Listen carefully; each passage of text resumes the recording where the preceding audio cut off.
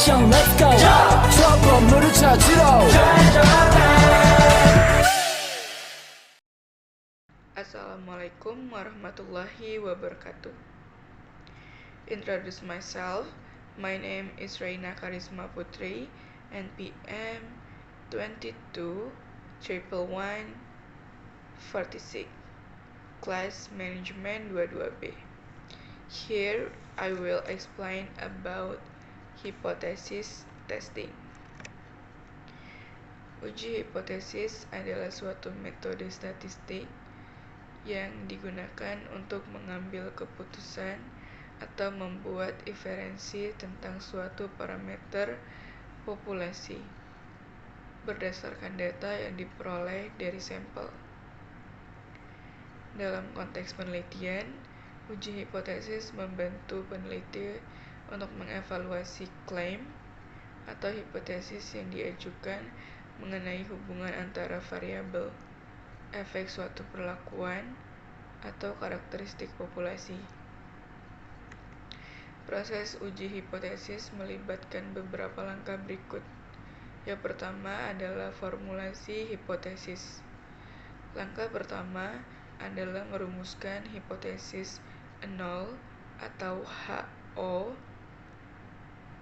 dan hipotesis alternatif atau H1. Hipotesis nol menyatakan tidak adanya efek atau hubungan, sementara hipotesis alternatif menyatakan adanya efek ataupun hubungan.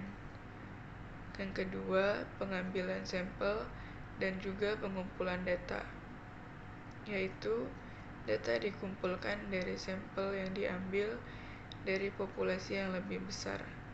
Sampel ini harus dipilih dengan menggunakan teknik pengambilan sampel yang sesuai agar dapat mewakili populasi. Yang ketiga adalah menentukan tingkat signifikansi atau A. Tingkat signifikansi atau A adalah batas yang digunakan untuk menentukan sejauh mana kita dapat menolak hipotesis nol.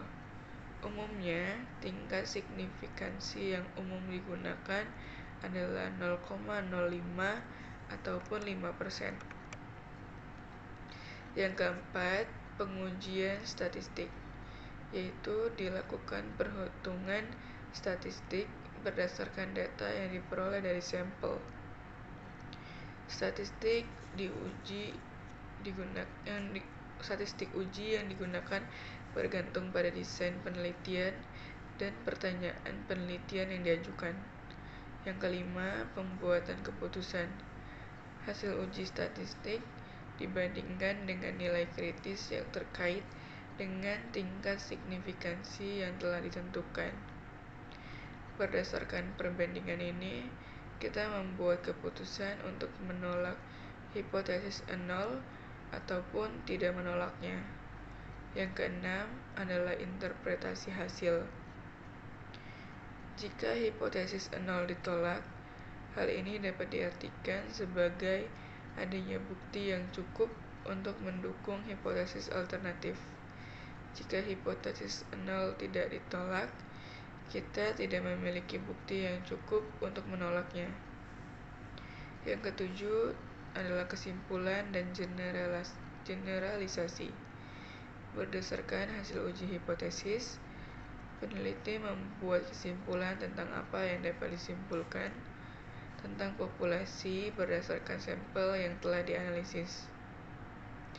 Generalisasi hasil ke populasi lebih besar harus dilakukan dengan hati-hati, dan ada batasan dalam inferensi yang dapat dibuat. Tujuan utama dari uji hipotesis adalah memberikan suatu kerangka kerja formal untuk mengambil keputusan atau membuat inferensi statistik tentang suatu parameter populasi berdasarkan data yang diperoleh dari sampel.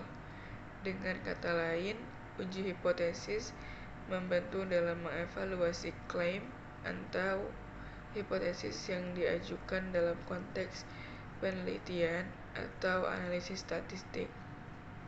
Tujuan utama dari uji hipotesis yaitu yang pertama adalah menguji klaim atau hipotesis penelitian. Uji hipotesis digunakan untuk menguji klaim atau hipotesis yang diajukan oleh peneliti. Ini membantu dalam menentukan apakah bukti empiris yang diperoleh dari sampel mendukung atau menolak klaim tersebut. Yang kedua adalah inferensi populasi. Uji hipotesis memungkinkan peneliti untuk membuat inferensi atau kesimpulan tentang parameter populasi berdasarkan data dari sampel. Meskipun penelitian mungkin hanya melibatkan sampel kecil, hasilnya diharapkan dapat menggambarkan populasi yang lebih besar. Yang ketiga adalah validasi ilmiah. Uji hipotesis memainkan peran penting dalam validasi ilmiah. Ketika hasil uji hipotesis konsisten dengan hipotesis penelitian, ini memberikan dukungan empiris untuk keberlanjutan dan validitas ilmiah. Yang keempat adalah pengambilan keputusan. Uji hipotesis memberikan dasar untuk mengambil keputusan tentang apakah suatu efek atau hubungan secara signifikan ada atau tidak ada dalam sebuah populasi. Keputusan ini didasarkan pada analisis statistik dan tingkat signifikansi yang telah ditentukan. Yang kelima adalah menilai efektivitas perlakuan atau intervensi. Dalam konteks eksperimen, uji hipotesis membantu menilai efektivitas suatu perlakuan atau intervensi. Peneliti dapat menentukan apakah ada perbedaan yang signifikan antara kelompok perlakuan dan kelompok kontrol. Yang keenam, mengukur tingkat signifikansi statistik. Uji hipotesis memungkinkan penentuan tingkat signifikansi statistik yang merupakan probabilitas bahwa hasil yang diamati dapat terjadi secara kebetulan. Ini memberikan panduan tentang seberapa yakin kita dalam membuat inferensi. Yang ketujuh, memberikan dasar untuk pemahaman statistik.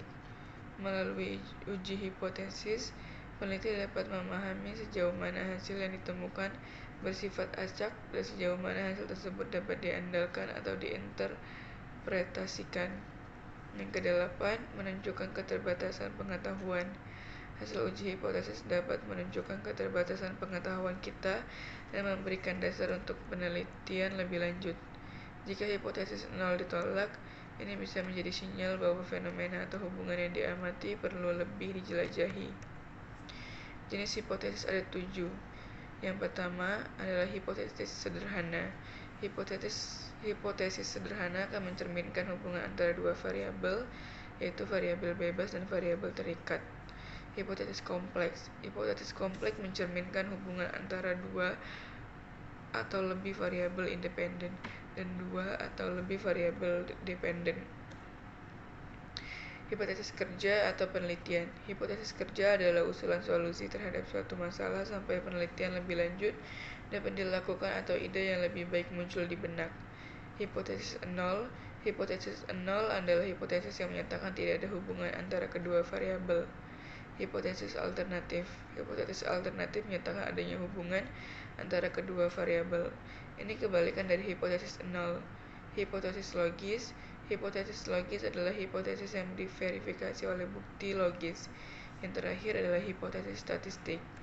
Ini adalah hipotesis yang diverifikasi secara statistik dan ini adalah mode inferensi statistik. Thank you everyone. Wassalamualaikum warahmatullahi wabarakatuh.